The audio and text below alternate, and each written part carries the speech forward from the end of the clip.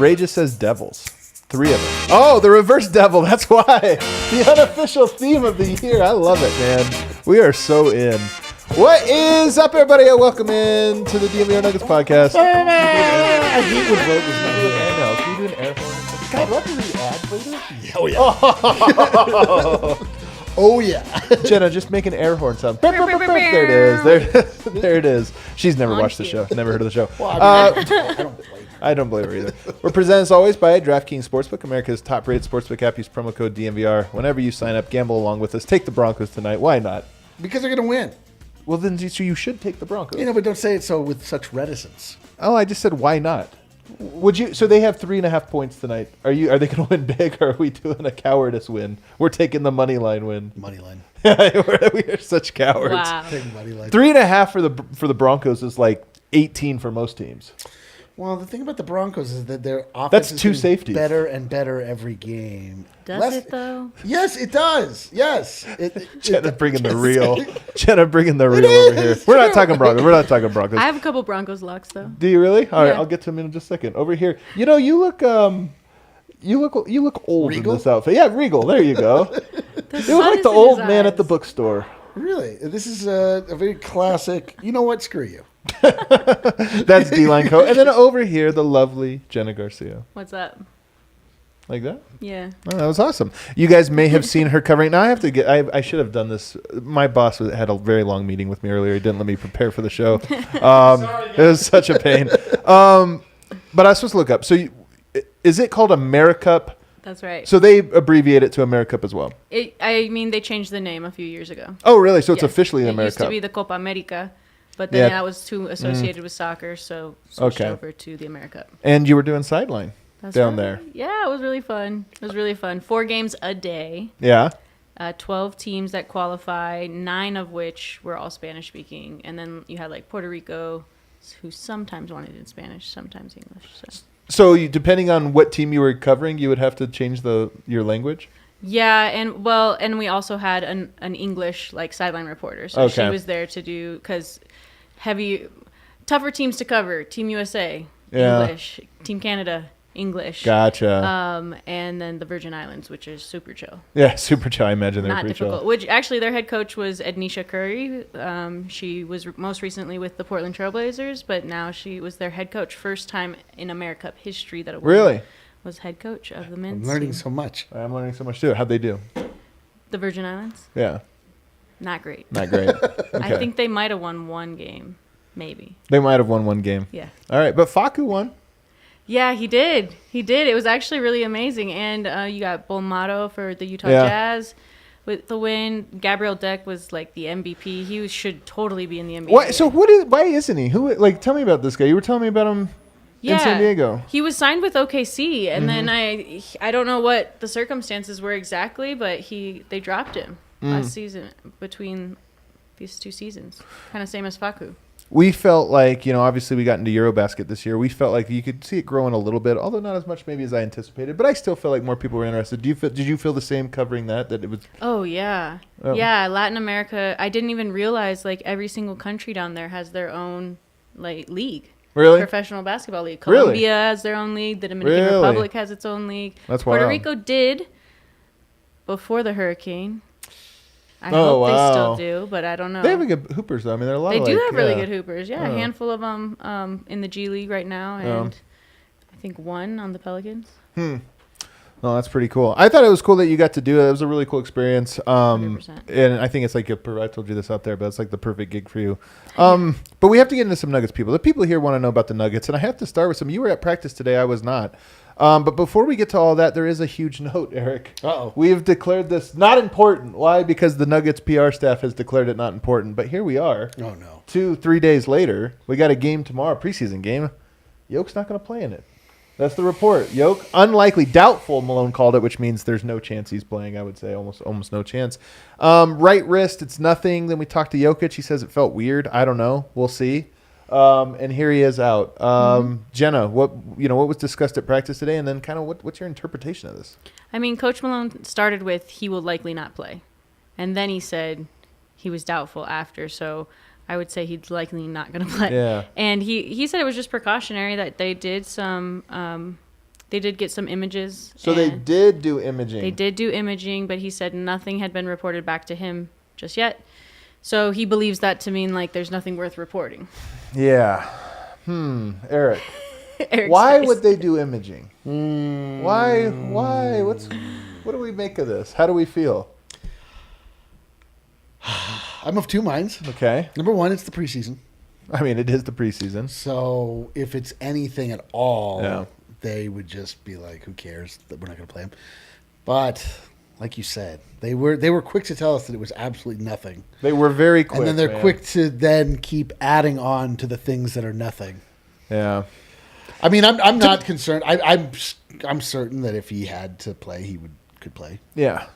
But it's just a thing, though. This is the thing. Is like, again, to sit here and speculate is a big deal. Is it not? I have no idea. We don't know. We'll wait and see. We'll find out. The longest we'll have to wait is like 1 week, and then if he's not playing the rest of the preseason, we can speculate more or what have you. But all I'll say is it is a thing. It's not nothing. That's like it was first reported. It's nothing, guys. It's like it's not nothing. It's enough for them to be cautious. Right. You're not. I wasn't cautious coming into work today. I had nothing to be cautious about. you should be a little cautious. I'm not sitting cautiously in this chair. I'm talking about more just the way that you drive. Dude, lately I just let the car drive. It's So so I think great. It's really great. It's that probably a might be bad the thing. issue, I shouldn't yeah. have confessed that. Jokic took one shot in the game, Jenna. Yeah. We all speculated, was it mood? Was it temperament? He doesn't want to be here. Was it his daughter's birthday? This, that. I think it was the wrist. I would guess it's the wrist. So this is my thing is I'm just saying it's not nothing. I don't even think it's like next to nothing. I'm just saying I think it's a little bit of a thing. I'm not trying to say hit the panic alarm or any of that stuff. I'm just saying it is going to be a storyline that lasts probably a week or two at the least. Yeah, I would say that's fair, but I mean, I think it's great that they can be precautious. Yeah, I do. They can be precautious Yeah, this of year. course Like it's- DJ looked great, Zeke looks great. We might see Zeke in the starting lineup. What do Also you- mentioned in practice. Was that today. mentioned in practice? It was mentioned. He said Okay. maybe we'd see him with the. He said starters first. I love and when then Malone he said, says things as maybe. Yeah. But it's just Definitely. I mean, he's like, maybe Jokic won't play. He's doubtful. Like, he's definitely not playing. Maybe Zeke starts. Okay. Yeah. And the funniest part from practice was Coach Malone has an Apple Watch now. ooh. And we encouraged him to turn on, a workout setting just before the start of a game, just Okay. to see how it fluctuates. And he was like, it'd probably be turnover. Yeah, that's right. He burned So- 2,000 calories just sitting there screaming at everyone, just from being stressed. rage tracker. Watching Michael Porter. Yeah, so Trish is going off. He's sitting there on the bench, is just going off now. It would be alerting funny. him. Every time he has to talk to Michael, it's beeping. And I'm like, what's that? Nothing. It's nothing. Just leave me alone. Just leave me alone. It's nothing. It's National Coaches Day, so we should, honor Today's Michael National Malone. Coaches Yes, Day? Well, yes. guess why I knew that. That's why we're going to do a Haters Ball Coaches Edition, which I'm very excited Perfect. for. Well, that's cool that he knows how to use the Apple Watch. I have the Apple Watch purely decorative. Oh, no. He made sure that he knew that he let us know that he did not know how to use that Okay. feature or check it. Oh, my God. He only knows how to check the time, and even still, sometimes we'll ask somebody what time it is. God, I had an Apple Watch. If I can become the old person that I appear Please, to be, live in that outfit. I had an Apple Watch. I got it early on, and I lost it. And then I was like, "This is better." Not having Not it. having When it's Yeah, not so fucking, true. my wrist isn't screaming at me. Yeah, I that's feel so like true. Jokic out here. My wrist is giving me problems. So, man, I'm telling you, this is the thing about you go up to the cabin and your phone doesn't work for a little bit. 1 hour, you're nervous, you're angsty. After that, you're like over the hump, and you're like, what do I need technology for? I'm never logging onto the internet ever again in my life. Eric, would you want to see DeAndre Jordan or Zeke Naji in the starting lineup tomorrow? I think I probably would want to see DeAndre Jordan so that we could see what Zeke Naji looks like and where he would be more naturally be Buzzkill. inclined to play, which is with the second unit. I was going to say, I think it's actually a great answer. I want it, for buzzkill reasons, I want him to start, but he made a compelling argument for what is more important. Let's go, dude. So I think that's it. All right. I like this. It's like debate show. Jenna, your retort. I actually think Zeke would look really, really good with the starting lineup. Coach talked about today at practice just that they're going to keep his role really simple, and I think Zeke's totally bought into that. He looked better in the scrimmage than I thought he was going to look, and his physical presence. Like I'm telling you, I used to think Vlatko was big out on the court, like with Right. next to Peyton Watson. Come on, Right. and Zeke looked even bigger than Vlatko to me, like this last game. So I think it'd be fun to see him with the starters. Maybe because there are so many other options for offense, like it's a good fit, right? And I think adding Zeke to the starters, I was thinking about it today, like that would be such a fun, young, up and coming like team to be excited about. Right. You have Jamal, you have like some staples but they're like not hella old, you know?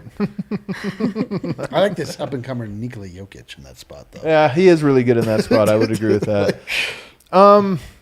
Here's the thing. In the off season, you don't have games and you don't have quotes from players and people because they're gone. In the season, you have games and quotes. In the preseason, you don't have games, but you have lots of quotes, and it leads to lots of like. We need a Venn diagram. I'm just saying we're at a point right now where I feel like every day when I'm planning this show, I feel like even talking about Jokic's risk, I feel like we're going to conspiracy corner. But it's the nature of the moment in time that we're in. We don't get this.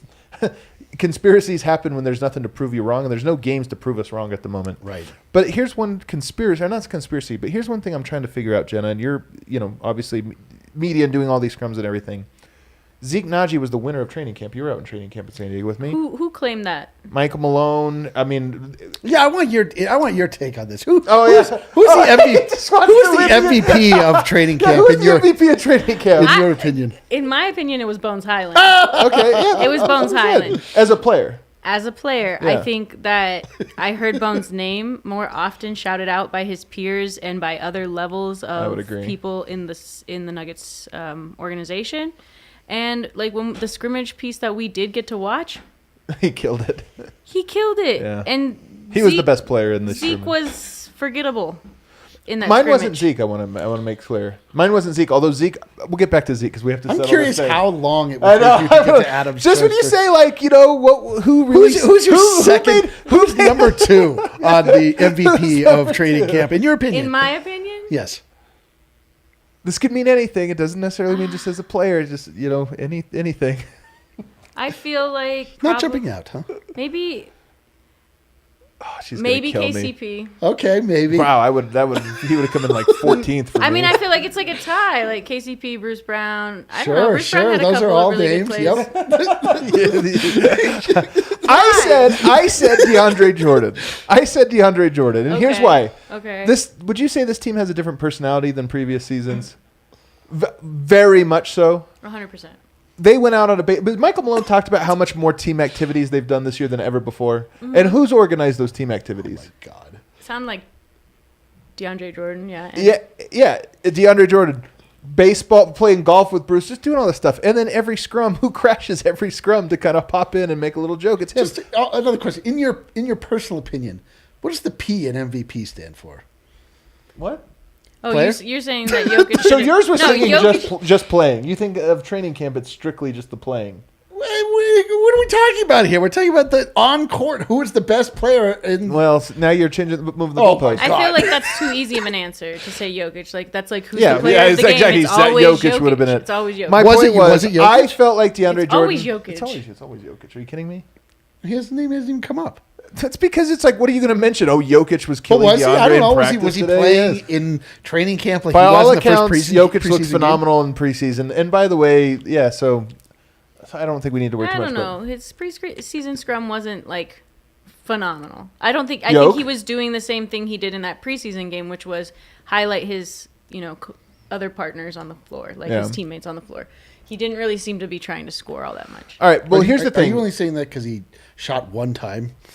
That he wasn't trying to score. I'm also talking about the scrimmage. Even in the scrimmage, we saw, yeah. That's what I mean. Like, I don't. It doesn't seem like he wants to be a player. He wants to stretch. Like, he's like, I know where I am, and you guys know where I am. Like, you guys need to like get to this level. Like, here's the ball. Like, I'll meet you here.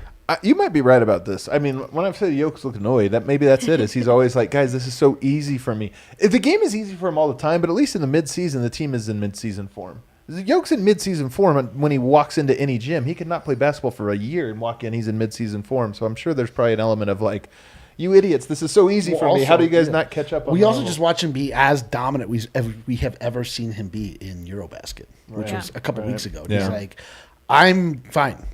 Like, you, MVP of the team, DeAndre Jordan, you to get to my level, please. Just MVP of training camp. What was DeAndre Jordan's role to bring the vibes up? He was the vibes were immaculate. No, I'm he was saying. The vibes were up. He was MVV, dude. Most valuable vibes. All right, well, here's the question I wanted to get to, though, about all of this. Because Zeke was not my MVP, but he was brought up by Michael Malone unprovoked several times. I just felt like people kept bringing him up. Zach Lowe has brought him up as, I keep hearing this or that about it. Like, his name keeps coming up, and yet he's in the third string. So I'm just trying to how do you read the Zeke Najee situation? Where do you expect him to be this season? Oh, I've been on a roller coaster with my with my emotions about Zeke.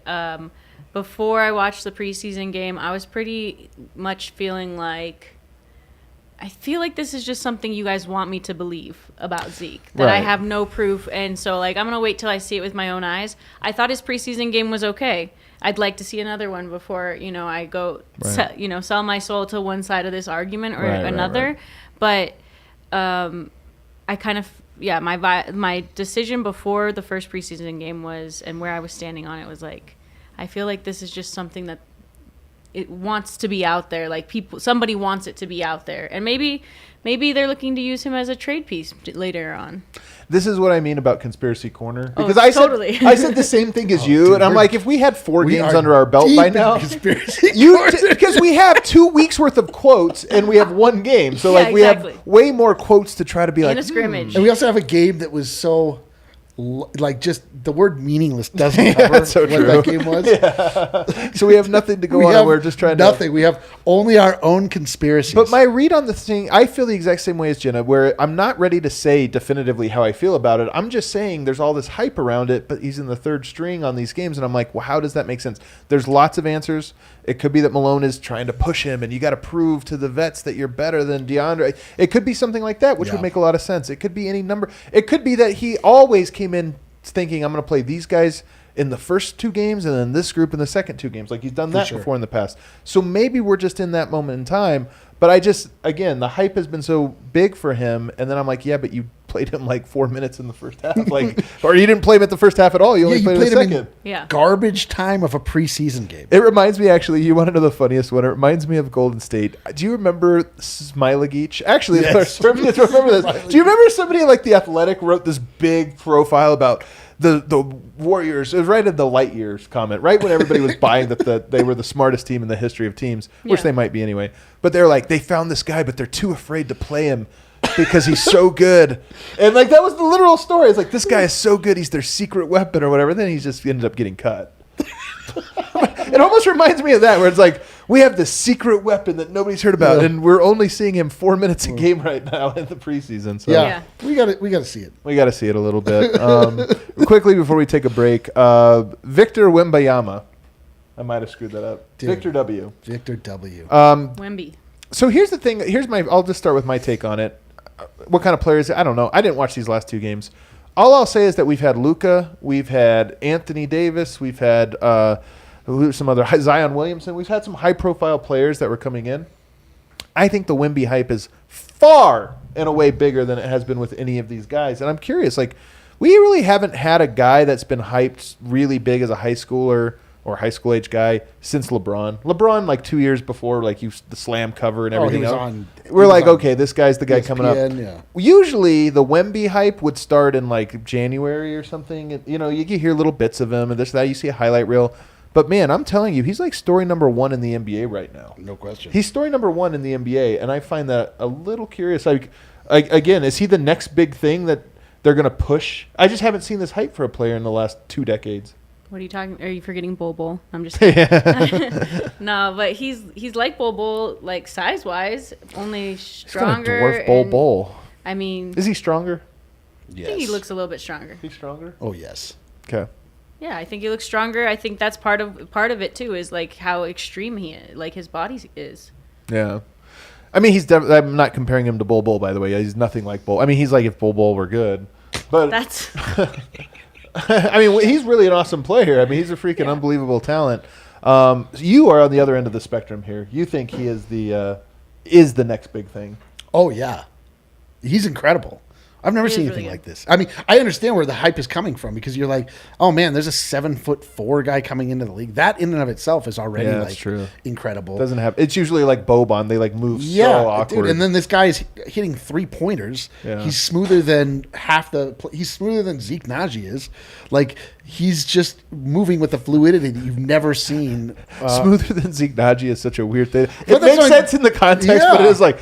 Not that he's a bastion of smoothness. But my point is that like we are think of it, the hype that you're hearing about Zeke Naji. Yeah, Zeke Naji is like just like getting like a little bit more rough and tumble. We're hearing like all the hipsters of the NBA telling us Zeke Naji is like coming into his own. He's added 4 inches to his vertical in the offseason, et cetera, et cetera. Are you anti-Zeke Naji? Not at all. I'm just saying. A little. Didn't you sense that? My point is that like the NBA loves to hype things up, but I don't think this is that. Like this feels like very legitimately like like Ralph Sampson. This is like Wilt Chamberlain. Like this is a guy like this.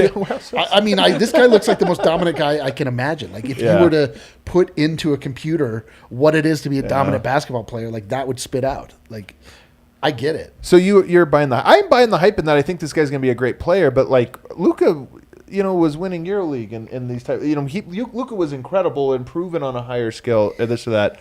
So for me. The Wemby, it's interesting to me because, again, it's a European player. We've talked about how the league kind of struggles to cover European players. It's interesting to me that the league is just so behind this guy and that the fans are so behind this guy. Like, you're not alone. Fans are with you and that they're buying the hype. And I'm just making note of how interesting it is because I haven't seen that recently. I really don't. Luka, Anthony Davis, and Zion are the only three I can think of. Those are pretty recent. But also consider the fact but he's above those is what I'm saying. LeBron was like a whole other level. But that's the point is that this guy is being hyped on the level of LeBron. Right. Like he's being hyped above these other guys that were even that we consider to be the beacons of talent in the NBA. This guy's being hyped above and beyond. Like he is that good. Well, I want to check him out next year. And whenever he's in town. I mean, I hate him because he's going to ruin the league this year. He's going to ruin the league. Half the teams are going to be just absolutely nuking their seasons for an opportunity to get a crack at this guy. I'm telling you, like the Utah Jazz might go 0-83. It's so funny to me if he goes to Utah. If he goes to Utah and just replaces Rudy Gobert as the next French center, they're like he's the Stifle Tower. They're like, man, they're like our old model didn't work. Now we've got like what? All right. But whenever he is available and coming to Ball Arena, whatever team that may be, you know where I'm going to find my tickets? You know where it's going to be. Game Time? The Game Time app. Of course, that's where it's going to be. Where right now you can get tickets to the season or the home opener, which will be a week from Saturday. You could get tickets there on the Game Time app for $22. $22. That's hardly nothing. That's stupid. Yeah. That's hardly nothing. I've had a Chipotle order bigger than that. Did you? Yeah, a lot of queso. I think that's There's more people in his family. Yeah, well, that's more alarming on the Chipotle side. No, for myself, it was a solo. It was a really big burrito. Game Time app. They've got all kinds of great things. You can find great deals. Hey, tonight, Broncos playing a game. Hop on Game Time. Absolutely. Find out there's last minute deals. In fact, the best thing you do is hit that alerts thing. Go down to the tailgate tonight. You don't even have a ticket. Doesn't matter. Hop on Game Time, and then 5 minutes before the game starts, look at how low those prices drop on those tickets. Buy one. Get into the arena. Watch the Broncos get at least 14.5 points. Oh, dude, they're getting points tonight. Well, you say so. I do say so. The Colts defense is garbage. Colts defense is garbage. Use the description in this show. Kale's already got it in there. So if you are looking for tickets to tonight's game, open up that Game Time app. I'm telling you, we have lots of partners. This is one that we're getting great reviews. Everybody's like hitting us up. In fact, you should hit us up. Tag us. And if you do buy tickets and say, hey, Adam, great rec. Thanks so much for that. You are the best. Opening night tickets are down to $14. $14? $14 for opening night. I hate that. $4. I love that. They're like, this has got this. I love that, but it is going too far. You're like, this advertisement has gone too upsetting. Yeah, it's just starting to get a little. Guys, bump that price up a little bit. Well, it's the Nuggets. It's shameful. God, this is shameful. $4 to see the Suns, though. Yeah, there you go. Preseason. I also want to tell you guys about DraftKings Sportsbook. You guys know this. NFL, it's in full swing. Tonight, you can make your bets. Try to win. Actually, you know what you could do? Win $14. That's probably a very you can easy win. bet. You could win a ticket to the Nuggets. You should win a ticket to the Broncos game. DraftKings Sportsbook is an official sports betting partner of the NFL. You know they have the big parlays. I don't like to just make a straight regular bet. Why? Because I'm an idiot. You are an idiot. I love to make parlays where it's like a big two number. gimmies, barely moves the line at all, and then one impossible one. And I'm always like, man, I got 2 of my 3.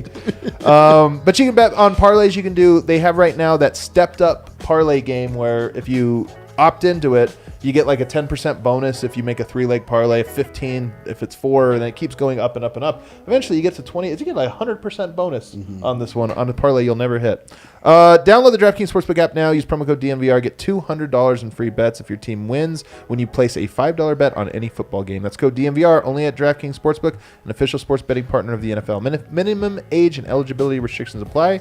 See the show notes for details. All right, Jenna, I tasked you before you came on the show. I gave you a task. Yeah. Who are the 3 most interesting Nuggets? Now that we've been through training camp and 1 preseason game, who are the 3 players that you think are the most interesting coming to season? Start off with number 1. Me and Eric have lists. We'll see if we made the same most one. interesting first? Shouldn't Most we go interesting. backwards? Well, yeah. Okay, Well, she wants to understand that. third most third interesting. most I like that. interesting. Okay. The And third I have most- an outside looking in, you know. Okay. So on the outside looking in, this is a duo. Has to come to you together. Otherwise, it's not Okay. not an interesting person. But together, they are one whole interesting Okay. person, and that is Jeff Green and DeAndre Jordan. Do you accept this one? You hate all DeAndre Jordan recognition. I do not hate all DeAndre Jordan recognition. I recognize that DeAndre Jordan has skills that are still going to help the Denver Nuggets out. His signing was the most, like, it was the lowest moment of the offseason because it happened right at when the window became open. They rushed and signed DeAndre Jordan. We were like, what? So it caused me much consternation at that moment. I haven't let go yet. I need to allow him to play Eric, well. I will. My heart is open. I'll say that. Do people like you on the show for your good Let me just look- say, for your good looks? I don't think they like me on the show. For your good looks? Sometimes. Sometimes, yeah. Do they like you on the show for your, the breakdown of X's and O's? Every now and again. No, it's the giggle. They like the giggle. So you're saying that DeAndre Jordan can win me over with a... I'm just saying, what does he with bring? a brain He giggles a lot. defect? Does he giggle a lot? Yeah, he brings the vibes. He brings the vibes. Okay. All right, so wait, I don't look at this as a duo in any way, so tell me on why this is a duo. No, I just think that they find each other on the court well. There were a couple of moments in the preseason game that I liked between them, where a dish here and there, and I thought, for a dunk, I'll take it. Bring the hype. That's bringing vibes to the arena. They're a funny duo. They're also doing the whole veteran, job. Yeah, I will say, looking at this from the outside looking in of scrums and the tomfoolery that takes place from the players and the media, I have noticed that there is some interplay between DeAndre Jordan and Jeff Green. Do you think there's interplay? They're just friends. Yeah, that's what I mean. Okay. They're friends. They're amigos. Bones Highland, I think, is going to have a good person in his ear, just as far as, maybe maturing a little bit with his emotions in the game and in practice and things like that, and running that second unit. I don't know. I think there's a lot of benefits to having those two old guys on the floor together. Wow. So we're going to have to get... when we were talking Zeke Naji, I did not read the body language. I didn't hear the tone, but I think I hear it now. You don't think Zeke Naji's breaking into the rotation, do you? I think he's on one of my top 3 for most interesting storyline, for sure. For sure. I guess we could put him at number 3. Because those guys were outside looking in, right? Their value and stuff, they might turn out to be crazy boring because you have to have both of them together to make it work. But just for clarification purposes, were DeAndre Jordan and Jeff Green in your 3 most interesting players? Oh, they're outside looking in. Oh, this was an honorable mention. Yes, of course. Oh, all right. Well, I spent too much time on it then. All right, let's get to the official list. Okay, official list. I'll say Zeke Naji third. Why? Why is he one of the 3 most interesting?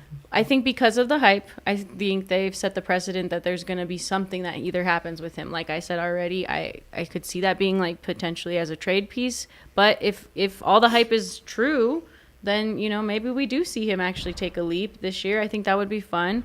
And Zeke is a guy who I think has a lot more to say than what we've actually heard him say. Right. And maybe once he has that vote of confidence, no, you are an NBA player, you deserve to play. If he does break into the second unit or the third or the first unit and actually get actual playing time that's valuable, maybe we hear some of the things that he actually thinks about. See, and I think that last comment is so interesting to me because that's one of my big things here. We talked about how the vibes were so great in training camp, and part of me wonders if it's just there was a lot of veterans and they've all been through this before. Because if you watch guys like Zeke last year, in the last 2 years, clearly not comfortable in their own skin, in part because they're like in a new environment. Like Christian Brown, I'm sure he's playing it cool, but all these rookies are walking in there kind of like, am I doing the right thing here? Like, am I, know, and I think Zeke being in year 3, that's kind of what you're talking about is he's kind of not shown us too much of who he is other than as a piano player, but he hasn't talked confidently and openly and this or that, and he's starting to now a little bit more. Probably he's more comfortable, I think. Yeah, for sure. What would be the most minutes Zeke could play average this year without you being surprised? 15. So if he played 16 minutes, you'd be surprised. I'd be like, what? 16 minutes? That's ridiculous. Gone too far, I don't know what to do with myself. Yeah, that's exactly right. It is a hard line. No, I don't know. Like, he comes in, like he gets a couple minutes at the end of each half, or like a couple minutes. One stint, a stint, like, a stint each half, basically. 8 minutes. That's a full stint. That's like a full bench rotation. All right, who's number 2 for you? Wait, I thought you guys were going to give you your... We'll go through your list and we'll back cleanup. No, I thought we were all going to do number 3 first. No, and I'll do number 2. Jenna, you're not the pilot today. Okay. You're the passenger. What is number 2? Yeah, I thought we cater to the passengers, man. Not on this show. I don't even cater to the co-host. There's no catering. There's no catering at all. I eat. That's it. That's it. Number 2 on my list was MPJ. I think number 1 on my list. Yeah. Number 2 on yours. Yeah, I mean, obviously, this is going to be a huge season for MPJ. And I am a total doubter, hardcore, really? And that's probably a thing that would get me. You asked me earlier, what would get you canceled? Probably being someone who covers the Nuggets and isn't on board with MPJ. And it's so not a MPJ thing, to be honest. It really has more to do with I feel like I have Nuggets trauma. I've lived through too many of these things. So, we talked about it the other day. What injury like this has gone well for the Nuggets before ever? True. You've never seen a positive after. So I want to believe it could happen, and I don't know. And I don't know if it just is a curse. It feels that way a little bit. But it's definitely more, that's where my hesitation comes from, is I really want to see him actually perform and do it, do some of the things. And I didn't feel like I saw that, at least in the piece of the scrimmage that I got to watch or in his very few minutes in that first game. So I think you're kind of beating around this, though, because the injury thing, that's a given. None of us know. Is he going to be healthy or not? That's a huge risk that we don't know. But we can analyze him almost outside of that, and I feel like there's still, amongst myself, amongst the fan base, amongst the deck of tarot cards yesterday, there's still some ambivalence about hey, even with all of the skill set, there's something that doesn't quite feel right or match just yet. And so I don't want to put the words in your mouth, but do you feel that way as well, that there's kind of even with the talent, even if he is healthy, there's still a challenge of getting him to fully mesh with the rest of the team, and vice versa? Yeah, I was trying to write this down and as I was preparing for the show today, trying to figure out what do I want to say about it, because it's not that I don't think MPJ is a mature person. Of course. I think he has areas of him in his personal life that have been very well developed. Right. That he really thought through and knows what he thinks about those things, and it almost, this is good. I almost don't know that he knows that about who he is on the basketball floor. I think he still has this fight between I want to be the number 1 guy, and where he fits in this lineup in Denver, where he's as long as Jokic is here, never going to be the number 1 guy. I've been thinking about this a lot, Eric. Full disclosure, I've spent maybe 30 minutes watching MPJ highlights last night, which is the thing that happens to me randomly, where you're just kind of oh, I'm going to watch some Murray, I'm going to watch that. Yeah. That's not his MPJ, because I honestly think he might be my second favorite player to watch on the roster when he's good. I'm saying Yoke's my favorite player. Well, if you're talking about the best players to consume via highlights. Yeah. But MPJ, also just who gives you the highs? Because it's only the good. Who gives you the peaks? To me, I'm Jokic can see the peaks and he gives it to every time. Every game, I'm like, hey, there was like 20 peaks there. But I think the peaks with MPJ are just like... That's what I mean. His highlights are incredible because you're like, oh my God, look at that jump shot. Oh my God. It's like the Bull thing where Terrence Ross is like, man, this guy's a freak. We've never seen anybody play like this. And then you see the whole time and you're like... Oh, we've seen a lot of people play defense like this. They're not in the league anymore. Like it's like the in between the highlight. I mean, it's like undeniable when you see the Mike moments. It's like, oh my God, But he delivers them. The thing is he delivers the peaks more regularly than most players. That's part of it. No It's question. like Bones and Jamal. They get in a zone and they're off so fun, and you're just like, this is going to be fun for the next 8 minutes. Michael Porter will just randomly do something when you're like, holy shit. Did you guys see that? Sure. He just hit a crazy step back, and then he won't do anything for a while, but you're still stuck on that play or whatever. So anyway, I say all this to say that I think that I'm guilty of this. Again, this is part of the conspiracy. We've been doing this. I've been phrasing the conversation with Porter as this negative of like, yeah, but this or that. To me, it's more this. This is what's interesting about the Nuggets this season, and it's what's interesting about Michael Porter. It's the reason he's number one to me. He represents this insane ceiling for the Nuggets. Yes. And the story for the Nuggets is, can they and he find a way to perfectly blend themselves? And when you phrase it that way, it's not a negative. That's the challenge. It's like if I can phrase it like Jokic needs to become a better pick-and-roll defender. That's different than saying Jokic's a bad pick-and-roll defender. Right. I'm phrasing it as, hey, it's a challenge, but that's what's exciting about this year is if they do. I was sitting here thinking this last night, actually, as I watched the highlights. Can you imagine one potential headline from 6-7 months from now? Michael Porter and Jokic have a two-man game equal to Jamal Murray and Jokic. I don't see it happening, but I'm saying it is within the world of possibility right now. He's that good, and Jokic is that good. And all of our first reaction is no. Which tells you something about it, the whole dynamic. But it doesn't have to be. I mean, it doesn't have to be. There is a world in which it's like, hey, they do have 2 years under their belt together. Yep. They are dynamic talents, both of them. And it actually doesn't take that much work to get them there. That's what's so tantalizing about it. You know what I think it is, Adam, is the things that Malone kept highlighting during, like the cliche things that Malone kept highlighting during training camp, like the I want you to get to your spot every time. And he kept saying, like, I want you to be dedicated or like disciplined to getting to your spot, and I want you to be disciplined on defense. And it's like, yeah, that sounds like the one thing I feel like MPJ is disciplined. But you don't. But you almost make it sound fatalistic. He's doomed to be that. No, I think it's a total decision. Yeah, because he doesn't need to be disciplined to be this good. I agree. So it's like, has he decided that? It's deciding to take the next jump where, in your mind, you're thinking, but this is going to change what I think of myself. Right. A little bit. And I was having a debate with my homie Ryan Blackburn yesterday as we were sitting there waiting. Because he's in disagreement with me on this. He thinks the team needs to adjust to fit Michael Porter. And I always said, no, you don't. Yeah. Michael Porter has to learn how to fit within a framework. And it's like, yeah, but he's too good for this or that. I said, it's not about being too good. It's not asking Michael Porter to reduce any shots. It's having Michael Porter discover how to get the shots he wants within the discipline of the offense. Yeah. And I think that can happen. I think Michael Porter can be a 25-point-per-game scorer this year within the flow of the Nuggets' offense.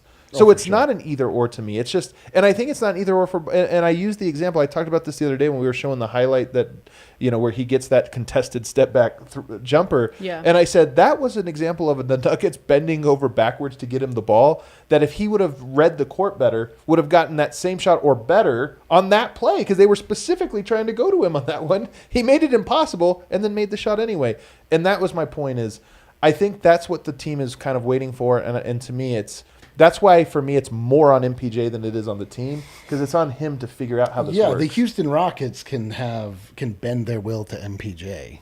Like the team that's led by the back-to-back MVP, right? So true. Is not going to bend the way that they play to Michael Porter Jr., who's like shown flashes in this league, but has most assuredly not shown himself to be a guy that you can count on as a leader in any way. I mean, if you're talking about like we need to call his number more often, like run more plays to make sure that he does get the ball, like run more action so that it finds it. But I mean, the Nuggets more often than not are just playing read and react basketball, and they're playing it with the best guy in the world to do it. And MPJ needs to do the read part and the react part, and he can find himself in that I think context. there's language of this about get to the corners that makes people think go hide in the corners. Like go stand still in the corners like you're PJ Tucker. Yeah. And that's not it. I always say it's a starting position. And then trust that the offense isn't just going to be Murray, Jokic back and forth. It is that. And if it is, by the way, then you have a leg to stand on. Like, hey, I'm starting to stand in the corners too much. You told me to get here. I'm not touching the ball. Right. But I've watched these guys enough. It's not going to be that way. No. The ball pops with Yoke. Like they're gonna get to those secondary actions. That's why Porter to me is the number one most interesting guy on the Nuggets roster this year. 100%. It's all about the ceiling, like Eric said. Like if his ceiling is so incredibly high, like yeah, I'd love to see him totally step up. But again, I think it's totally. I agree with you, Adam. I think it's on him to make that decision and to start putting in, because you have to put in work behind the scenes and make time to figure out. Like I need to learn how to read this spacing and the timing of this offense. Yep, and that's why Yoke's kept saying timing. And that's why when he was like asked at practice, times. when he was upset, when you could tell he was starting to get in a sour mood, and it was like, "What's the keys to the team this year?" And he's like, "Well, your spacing, respect other people's spacing, know the timing, respect other people's timing." Like you're kind of like, man, this is a very weirdly specific detail. Then he also answered the same way. Don't steal people's sandwiches. Yeah, exactly. Leave their parking space open, and they earned that parking space. Yeah, exactly. Wait, what? All right, what's your number one? That was my number one. What's your number one? Well, it was between MPJ and Bones. I think Bones could be an awesome storyline this year. Obviously, he was in my opinion, so dynamic at training camp. Like, not just, in every aspect. Like, in DeAndre Jordan kind of ways, as well as, like, I thought the way that he spoke to the media, he demonstrated a little bit of a change in his maturity. Sure. I think to an extent, on top of just, like, standing out in that in the scrimmage, he also, like, on all, like I'm saying, every single level of personnel that I spoke to, Bones was in, like, one of the people that they mentioned. And I wouldn't have predicted that. I would have guessed that this was going to be a down year for Bones just because teams will have adjusted to him. They'll know how to defend him. He's a small guard. Teams can adjust easily. And I think that could very well happen to him, but it sounds like, from what everybody's saying on the team, like, Bones has it in his bag already to adjust to those moments and to, like, adjust to that adversity. So, like, I just think, again, like, it's a matter of ceiling, I guess, but it's just going to be exciting to see what Bones does, or it's going to be terrible. Oh, that's true. That's what makes it interesting, is there's a risk factor here. He had to have been on your list. Oh my God, dude. Do you want my full list? Yeah. Yes, please. Number 3, Bones. Okay. Number 2, MPJ. Okay. Number 1, Jamal Murray. So I didn't put Murray on. You didn't put him on? Well, and you didn't either. And I feel like, and I wonder if it's for the same reason. I feel there's still a range of outcomes for Murray this year, but I feel like it's more narrow than it is for a lot of these other guys. I kind of feel like I know how Murray's season's going to go, to a certain degree. Is that why you didn't have him on yours? I guess I didn't include him just because, I don't know. I guess I feel like his pace in his return has just been so steady that it feels like we're just going to see steadiness. Yeah. And steadiness isn't as exciting as, like, that's my point. It's the crazy highs, like the crazy lows. Porter could be an all-star this year that averages 25 points per game, and it's within the realm of possibility for me. And it could be that he's, like, sort of benched, starts but only plays 20 minutes a game because they like Bruce Brown better. Or loses his starting position. Yeah, something like that. So the range is so wide, and that's why he's more interesting. Yeah. The only other guy I had on here was Bruce Brown. I just find him really interesting. As a player, I'm just saying he might be a closer for the Nuggets this year. And he might be a guy that really elevates that second unit or becomes dynamic, and then he might not actually be anything. He might just be a regular guy. To me, these 3 pillars, the 3 pillars that I outlined, Bones Highland, Michael Porter Jr., Jamal Murray, represent the highest ceiling that the Nuggets can achieve. The 3 of those, if those 3 guys hit their potential, the Nuggets are in the championship conversation. Bruce Brown. Way over. Bruce Brown is like... I'll bet you... pick. If Bruce Brown hits his ceiling, it's like sick. The second unit's not such a disaster. Or we have a great defender. That closes the games and helps you win a championship. I honestly think that's Bruce Brown's upside this year, is that he is an integral piece of why the Nuggets win in the playoffs and win close games. Drew Holiday. for you? He's not Drew Holiday, though. He's more like Gary Payton last year. I mean, I've used this. Like, he's a guy that's a utility piece that, hey, in this series, he needs to play 30 minutes a night. And it's, like, perfect. He's the perfect man for the job. So we'll just have to wait and see. Let's hit one last ad break because I do want to get to the haters ball, which is lots of fun. I know. It's one of my favorite things. The whole point of this show, really, not even today. It really is the whole point of the show. The podcast. The first time to do an ad read I've never done before. Pins and Aces, the official golf apparel partner of DNVR. Do you golf? I do. Do you? Are you good? Yeah, I am. How come you never come to the tournament? Never been invited. Oh my God, she needs the personal invites every single time. We love our Pins and Aces gear and get tons of compliments on and off the course. I'm reading the ad. You could tell I didn't say that from the heart. I own no Pins and Aces personally. They're a family-owned and golf and apparel business based right here in Denver, Colorado. Huge DNVR fans. They're actually really cool dudes, man. Mm-hmm. They're really cool, and they're starting to do lots of stuff with All City. I know we're going to be doing tournaments, in other states as well in the winter down to Phoenix. They're going to be a big part of that. They make amazing polos, hats, golf bags, and even our favorite beer sleeve, an innovative product that allows you to store 7 beers right inside your golf bag and keep drinking cold the entire round. Delicious. You can tell what kind of company this is. That's They're a like, must buy. oh yeah, what should we make? I know they're not like all. We've developed technology that helps you to keep your head or your eye on the ball the whole time. We make sure that you're going to get sauced and be able to save a couple dollars. Also, check out pinsandaces.com and use promo code DNVR to receive 15% off your first order and get free shipping. That's pinsandaces.com. And then lastly, if you've noticed Eric's fingernails, so shiny. The shiniest fingernails is all. Is it the adaptogens that you find inside of Athletic Greens? Many people are saying. Many people are talking. Many people are saying. There's 2 companies you really rep. Athletic Greens and Bad Bunny. This is not Bad Bunny. Oh, I thought it was. I know. That's why you said that. I saw that. I could tell that's why you said that, and you were looking at this insignia. I bought this in Switzerland. This is a European. Oh, this is a company you've never heard of because it's not, frankly, for you. Well, I don't think it's for you either. Athletic Greens is fantastic.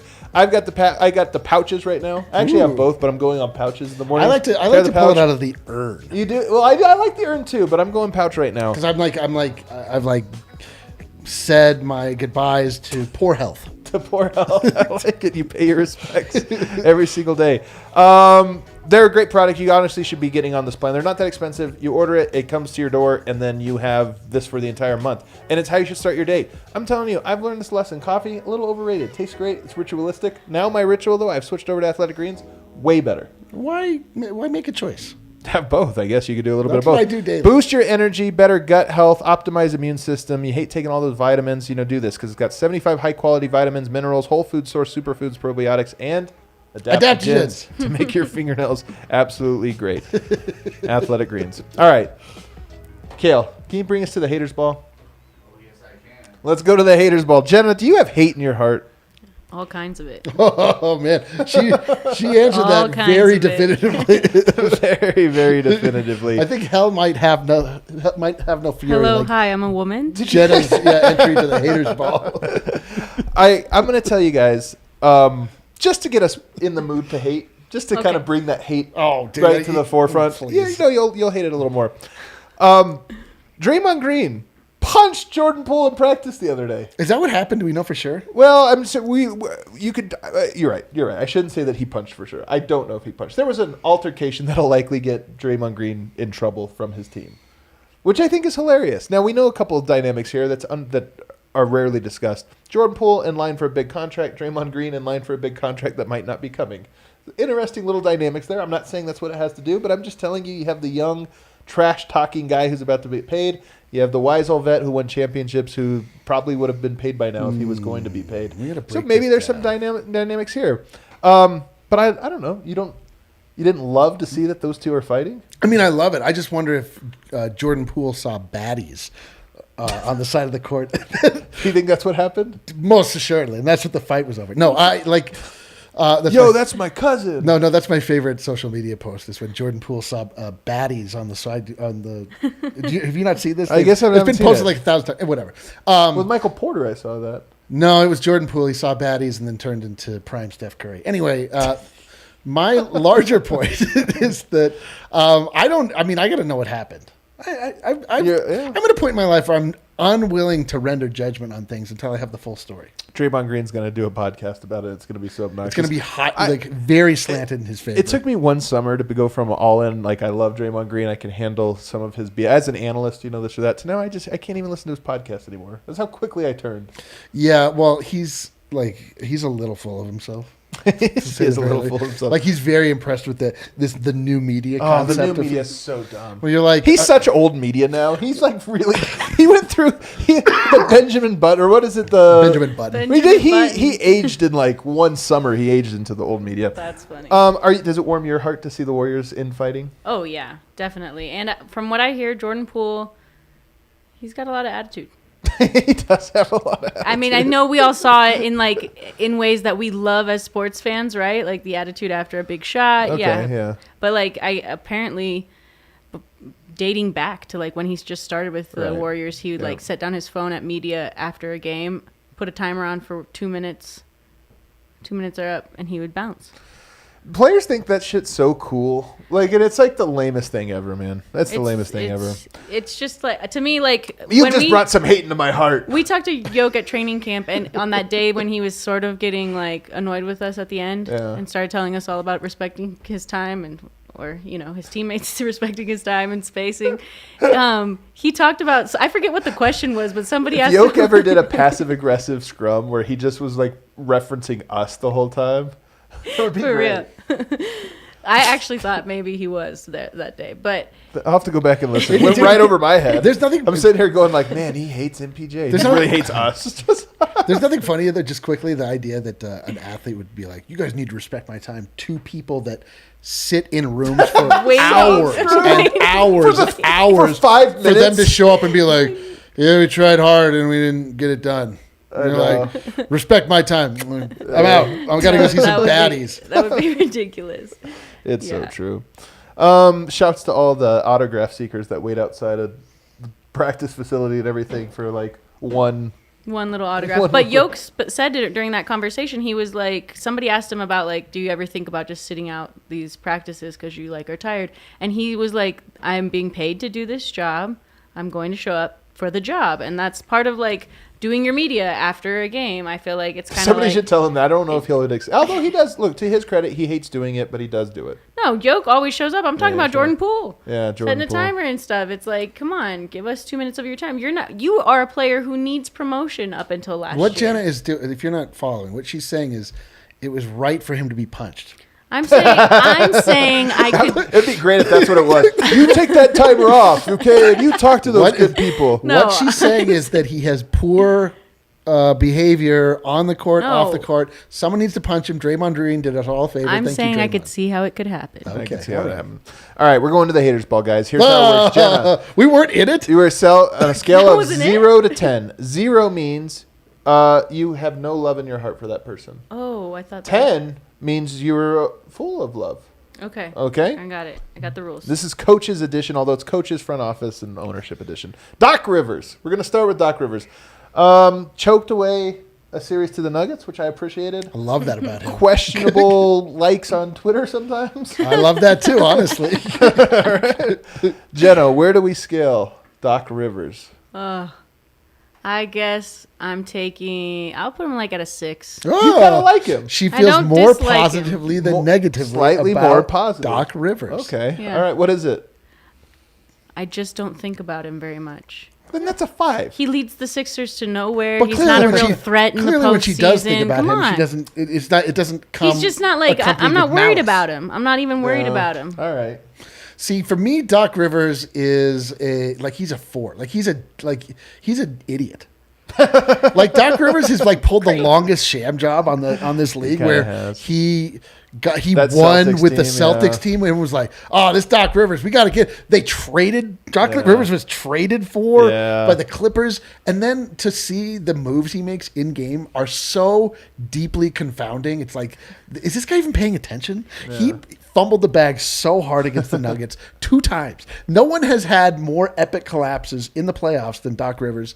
I love to watch it. So, right. But, that's why he's a 6. But I don't love him. Same, exactly. You I love love watching his demise. watching his demise which tells me that Which I don't is a like part You don't of like him. him. So you're like a 2 or a 3. I said a 4. All right, I'm going to go 3. Here's the thing that bothers me about Doc. Because I agree that I think he somehow until recently, it's kind of changed, but he was thought of as a greater coach than he deserved. But here's what I hated. Every time his team loses, no matter when, he finds a player, usually a helpless one. Oh, yeah. Totally throws them under the bus. I hate when coaches throw players under the bus. He always does. Ben Simmons last year. Yeah, that's a good point. And then he tried to act like he wasn't.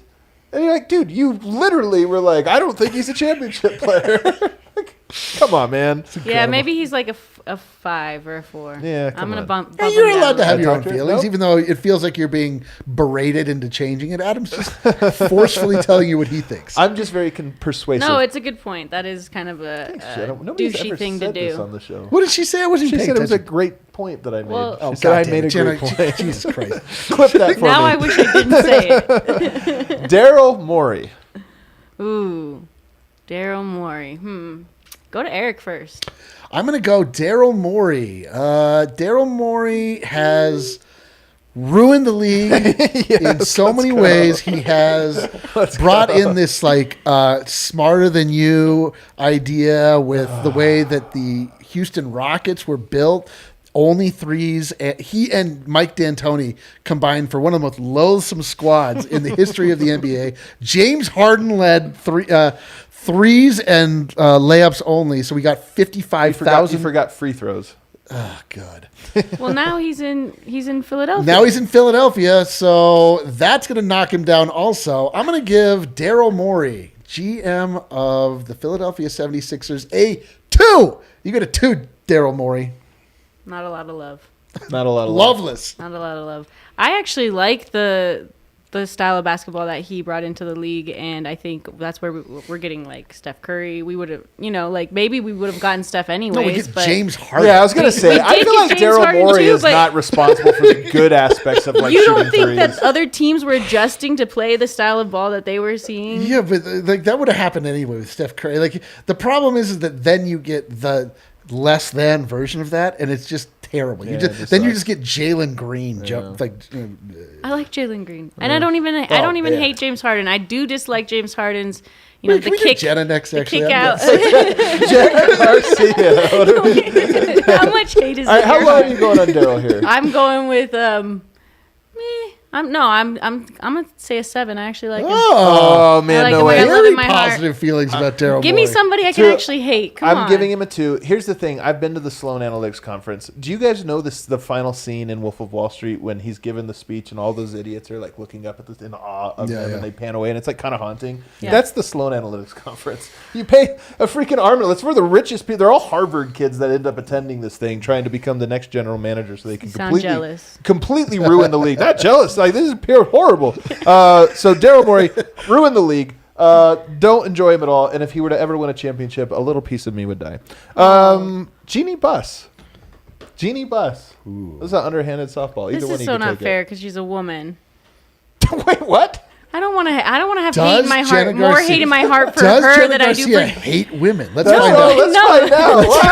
Wow. Exactly. That's Wow, what's going to be Jenna, said. this is so toxic. That's what's This going to be is so said because I'm toxic. going to give Jeannie a 2. Jena Garcia hates women? Oh, my God. Oh, no. God. You are so canceled for this. This is I know.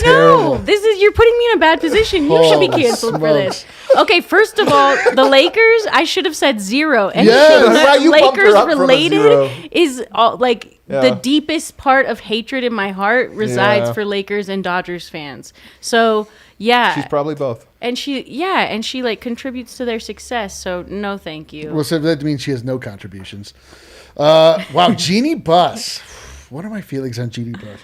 She is at the helm of the most loathsome franchise in all of sports, the Los Angeles Lakers. She kind of is a personification of it. But they are so comically terrible at the moment. They are now just like a big deer tick that's full of blood, and it can't stand up. They've got this old LeBron What a James weird problem. deer They've got tick. it's late stage capitalism where you're like, oh, what if we got LeBron James and Anthony Davis and I don't know. Whoever we want. Russell Westbrook Russell is MVP Westbrook. once. I mean, that's Jesus gotta work. Christ. And so I kind of love how naive and how like childlike she is when You she love that tries she to sucks, run yeah. when she tries to run the Lakers. So I don't actually like hate her that much. I actually like feel like a little like she was kind of put into a position that maybe She was put in a bad spot. yeah, like her dad was like really wanted to win, and then you're like, okay, now you want to win. She's like, I just want to live in LA. So I'm gonna give her a 5. She gets a 5. That's a neutral. She gets a 1 from me. Whoa! She's absolutely atrocious. She's terrible. She is the personification of Lakers exceptionalism. The only saving grace is that she is wrong.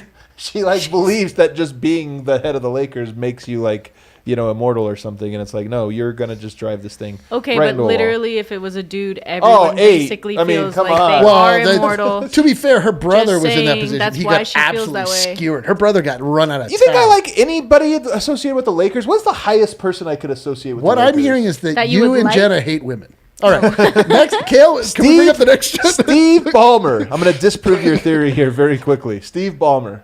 Steve Ballmer. I'm going to go first. I'll go first on this one. I've long said I absolutely despise Steve Ballmer. The greatest- I think that he read in a book one time Yeah. that as a CEO, the proletariat class is inspired by you acting silly. You've said And this so before. Who wrote this book? I'm just saying, he read it in a book. He's like, oh, if you act wacky, the workers will work harder. And so he goes out there and does things like this, and people are like, wow, he's so wacky. But I'm like, no, he's not. He's full of shit. He's Who not is the wacky. titan of industry that has acted wacky, that has given Steve Ballmer the guiding light on this behavior? I'm telling you. There's this thing. He grabs you. Like, can you imagine sitting next to him and he does the grab I think thing? he has Like, emotional problems. I just don't think he's He able has to monitor his emotional problems. He own. just that's what he wants you to God. think. That's what he wants you to think.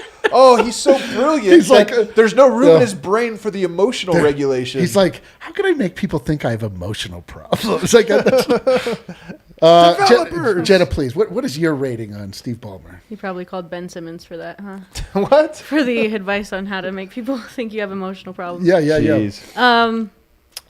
I think he's an odd man. Yeah. He's a very odd man. He makes me a bit uncomfortable. Yeah. Like if he did the leg squeeze thing to me, I'd be like, one, because I'm really ticklish. Oh my Literally, God. like, Is there Like, what's going on here? how can we get? We'll talk about this later. I need to see Steve Ballmer tickling Jena Garcia. I imagine it's creepy from your end, but to me, I wouldn't stop laughing. All right. so creepy. How low you go? You got to get a number. Give a number to Steve Ballmer. I'll give him a 2. All right. As bad as Genie. He's way worse than me. Steve Ballmer is a clown. He's not a Laker. He is hilarious. Still bad. That's how bad He's he is. hilarious, but he's like hilarious in a damaging way. He's got too much power to be like this weird clown. You're right on that. I don't know that it's an act. I just think he's like a fucking really weird guy. And that like really sheepish nerds have hidden behind him, Oh, and I'm sure the money gives him like the confidence to yeah, just but be he like, got oh, the I'm going to money. lean into this. But he got the money because Microsoft guy Bill Gates needed to have a boisterous voice that was yelling about Windows 95. So then he's just this guy. Then he's empowered. He has all this money, and He's now horrible. All right, I'm going to give him a. Yeah, he gets like a 2. He's very annoying. Told you. Very annoying, and I hate that people love this. I just don't get that people like it. Drives me nuts. All right, I only got a couple more for you. I'm going to go full haters here, guys. Monty Williams. Full haters. What's there to hate about Monty Williams? I'll find out. Let's find out. We're going. You tell us. I guess you didn't pick anybody that I'm like really hating on, like. It's hard on like these people, come on. Right, because like Coaches or do I whatever. even pay attention to these people very much? Monty Williams, come on, I gotta have a number. I will say 7. So that's pretty positive. Yeah, I you feel don't love him though. A lot of people love him. They're like 9 or 10. No, but he seems all right from what I've gotten to know about him, but I'm not interacting with him enough to know. Give him a he better gets like score. a 7. To me, he's like he should have won Coach of the Year, not last year, the year before. He won it last year. It was a total makeup call. We're always 1 year behind. Sorry, we forgot about you. Yeah, but then it's ironic that he won Coach of the Year and then his team eroded around him because he stopped talking to his best player. Isn't it weird? Isn't it a little bit strange? Wow, I wonder if there's like maybe something there. There may be something not there. Always discussed. Maybe it's just that he doesn't like confrontation. Look, I thought I was going to be incendiary and give him a 6 because I do feel more favorably than unfavorably, but I just feel like he's one of those guys that has a perfect, Q score or whatever. And this is such a petty thing to hate. When they lost and he went into the celebration in the Bucks' locker room to like give a speech or something. Yeah, he seemed like really magnanimous then, and now he just seems like kind of spineless. But not only that, man, can you imagine winning a championship and just praying and then everyone's like, hey, quiet guys, Monty has a heavy word. I just thought it was weird. I actually really hated it. There's so much room for that elsewhere. I just didn't like it. So he gets bumped down to a 6. And then, talk to DeAndre Ayton. Just call him. I would love to call. You have his number? Yeah, I have his number. Just call him. All right, last one. This one's easy. Actually, two more. Pat Riley. Pat Riley, no way. I love Pat Riley. Really? Yeah. I thought he was so innovative when I first started watching basketball. I like always watch Pat Riley games. I thought. Wait, when are we talking? Like, I don't know, when he was with the Heat. Okay. All Not right. when he was playing. Okay. Jesus, how Adam? How old are you, Jenna? Well, I didn't know if you were going to be like the '90s Knicks or something, because even I was like 8 years old. No, yeah. Okay. I didn't really watch him then, but I guess I just like his philosophy. He's all about hard work. I really, really like. Literally, that hard work matters so much to me. I found I've dated so many lazy men. I hate that you looked at me when you said that. There's no particular eye contact. You have Pat Riley thoughts? I really like Pat Riley. What? This surprises me. I saw a video a year or so ago when it was Dwayne Wade and Pat Riley, and they were dressed up like pirates. They were on a boat, and they were just like listening to music and dancing together. And He knows how to have fun. But I was Pat like, Riley does? But I was like, that's right. That's like incredible. They've spent a lot of their most important years together, and like really they have a bond and a friendship that extends beyond the court. And it's like he sort of to me in that moment I was like, this guy kind of gets life. Like he's a fiery competitor, but at the end of the day, like I mean, obviously I'm reading in quite a bit to this 1 second clip that I watched. Anybody of them that'll dancing put like on pirates. a pirate ship, though, if any one of you will dance like a pirate, I will bump you to a 10 in my. No, I just was like, I love that. Like I it felt like bigger than basketball. He just seemed like a cool guy. Like even Jeannie. Jeannie Buss, if I she mean, she got a dances 5. Like, I didn't really have hate for her. That's wild way that you too don't. high, That's Eric. wild that you don't have more hate. We got to build up some more hate for you. I'll give Pat Riley. You know what? I'll give him an 8. He's a pretty cool dude. The way he looked in that Last Dance. Remember when he was in the all white thing with the like Kentucky Fried Chicken Hella beard? swag. It was so swag. You're just like, that's a cool dude right there. Exactly. All right, the last one is Mr. Whammy. This is the Brooklyn Nets fan that just goes like this every time anybody shoots free throws. He just goes like this. This is the most curious addition to the haters list, I have to say. Mr. Whammy. Because we went from people that are at high-ranking positions in front offices to If I would have said a like, strange old guy that's been if I going said to like Joe Tsai, like then it becomes like weird, you know? Like there he is. Like, you can pull him up there. Yeah, this Mr. annoying guy. Whammy. Every fan base has like one person that has a weird shtick. We don't You have know what that. my issue is with this guy? And I'm going to get canceled for this too. Bring it on.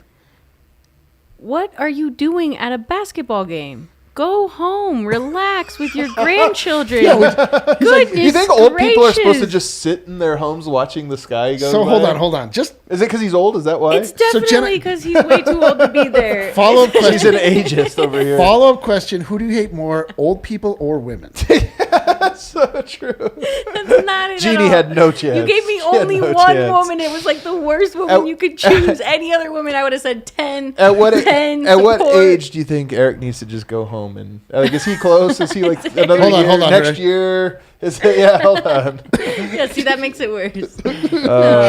Mr. Whammy, you don't have any hate in your heart for him? He's awesome. What? He's This is so Eric. annoying. Rare, I wanna be- rare I'm L so for annoying. Eric. Rare L. This If I turn into Mr. Whammy, I will consider it a life well lived. Well, you're only Well, 10 If years I away. become, if I find myself not spending any time with my grandchildren, who cares about them? Going to an NBA basketball game, and I've become the face of a franchise by doing this. I mean, that's basically what I do on this podcast. I just make noises and that's movement. true. I want to be Mr. Whammy. We don't have a guy like that. The only one we have Vicky. Yeah, she gives out candy and has signs. Yeah, but I'm saying every fan base has one person that has like a thing. You know, they're known for being the I know, but I like that their thing is antagonistic towards the other team. That's more my style. and also only on free throws, which is like, come on, man, the lamest part of basketball. It's just like he's like, my turn to shine. Devin Booker's going to kick him out of the arena. Whammy gets a 9 from me. He can have a better move. He gets a 1. I don't like it about Mr. Whammy. I'm in on Jenna, though. Jenna, you were awesome. This was Thanks fun for having me. you in. You were a great hater. You were a great A hater, man. Top-notch hate. So 10 on her hate. Such a hater that we went 10 minutes over, and Kale has updated me every minute over the last 10 to let me know that we are late. Every single minute. Everybody, thanks so much. Tomorrow, we got a late one. Why? Because Nuggets play. So we're going to be doing a post-game show. Not even sure we're going to be able to watch this game. Oh, dope. It's possible we'll have a post-game show because we won't have known anything. We're going to be like, remember we were watching the game feed and at 3:09 it said that Michael Porter Jr. hit that shot? Man, that was great. So we'll see everybody then. Au revoir.